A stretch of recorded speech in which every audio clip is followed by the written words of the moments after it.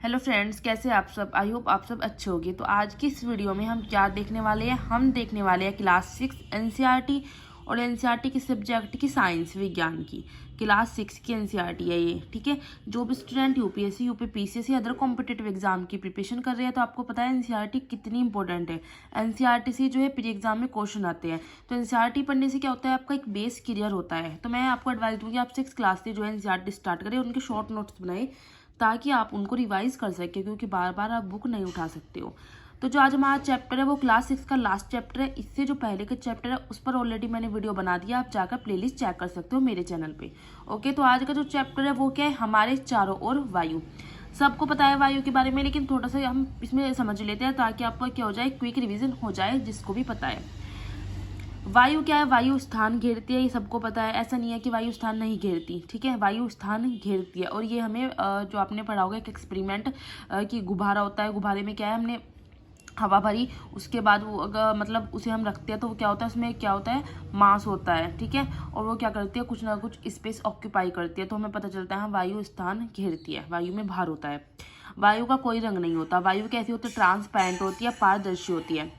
पृथ्वी वायु की एक पतली परत से घिरी हुई होती है। पृथ्वी क्या होती है, जो वायु की एक पतली परत से घिरी हुई होती है, उस परत का विस्तार जो है पृथ्वी की सतह से कई किलोमीटर ऊपर तक होता है, और इसे हम कहते हैं वायुमंडल। तो वायुमंडल क्या है कि पृथ्वी जो है वायु की एक पतली परत से घिरी हुई है, और उस परत का जो विस्तार है वो पृथ्वी की सतह से काफी किलोमीटर ऊपर तक है, उसे कहते हैं हम वायुमंडल। ठीक है, एटमॉस्फेयर इंग्लिश में इसको कहते हैं। वायुमंडल की बात अगर हम करते हैं तो वायुमंडल में पृथ्वी की तल से ऊपर की ओर जाते हैं, और वायु जहाँ क्या होती जाती है, विरल होती जाती है। ठीक है, एक होता है सघन, एक होता है विरल। वायु अगर हम बात करते हैं तो जो वायु होती है वो अनेक गैसों का मिश्रण होती है, मतलब बहुत सारी इसमें गैसेस होती है। वायु में जैसे जलवाष्प भी होता है, जलवाष्प मतलब पानी होता है। जलवाष्प जो होती है वो प्रकृति में जल चक्र के लिए, प्रकृति में जो वाटर के संतुलन के लिए, जल चक्र के लिए वायु में जलवाष्प का होना अनिवार्य होता है। ठीक है, जलवाष्प का फॉर्मूला क्या हो जाता है आपका, H2O। वायु में ऑक्सीजन भी होती है, नाइट्रोजन, कार्बन डाइऑक्साइड, धूल, धुआं और भी अन्य गैस होती है। अगर मैं बात करती हूँ वायु में सबसे ज्यादा मात्रा कौन सी गैस की होती है, तो आप कहोगे नाइट्रोजन की होती है। और कितनी होती है, 78%। वायु, अगर ये क्वेश्चन कई बार एग्जाम में पूछा जाता है कि सबसे ज्यादा जो वायु में कौन सी गैस होती है, तो होती है नाइट्रोजन, 78%। ऑक्सीजन की बात करूँ तो ऑक्सीजन दूसरे नंबर पर आती है, वो आपकी 21% होती है। Carbon dioxide 0.04%। ऑर्गन कितनी होती है, 0.93%। ये ऑर्गन का सिंबल है। ठीक है, सब सिंबल है। तो वायु में पता चल गया आपको कौन कौन सी गैस है और सबसे ज्यादा गैस कौन सी होती है। अब बात करते हैं पानी या मिट्टी। मिट्टी में जीव रहते हैं, जैसे केंचुआ वगैरह रहता है। पानी के अंदर जीव रहते हैं। ठीक है, तो उनमें जो जीव और पौधे जो होते हैं उनको ऑक्सीजन मिलती कैसे है, जब वे तो पानी के अंदर है तो उनको ऑक्सीजन कैसे मिलेगी। तो जो जीव पानी में रहते हैं वो श्वसन के लिए, रेस्पायरेशन के लिए, पानी में क्या होते हैं, पानी में ऑक्सीजन घुरी रहती है, तो उस ऑक्सीजन का उपयोग करते हैं। और मिट्टी में रहने वाले क्या करते हैं, मिट्टी में क्या होते हैं, मिट्टी में जो छोटे छोटे होल होते हैं, छिद्र होते हैं, उनमें ऑक्सीजन पास होती रहती है और वे ऑक्सीजन का उपयोग करके जीवित रहते हैं। पौधे क्या करते हैं, पौधे फोटोसिंथेसिस करते हैं। पता है आपको, प्रकाश संश्लेषण की क्रिया होती है जिसके द्वारा प्रकाश संश्लेषण से क्या होता है, वे अपना भोजन खुद बनाते हैं।